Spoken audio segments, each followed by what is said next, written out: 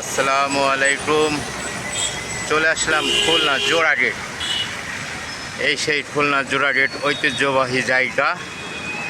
আর এখানে এসে আপনাদের দেখাচ্ছে এটা বিমান।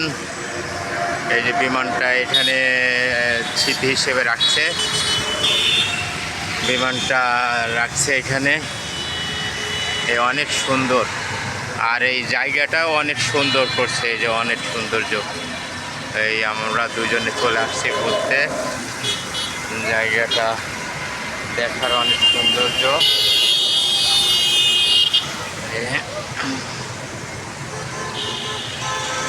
আসছি তো রাতে, এই জন্য একটু দেখা কম যাচ্ছে দেখেন। তারপরেও যতটুকু পারি আপনাদের দেখাচ্ছি।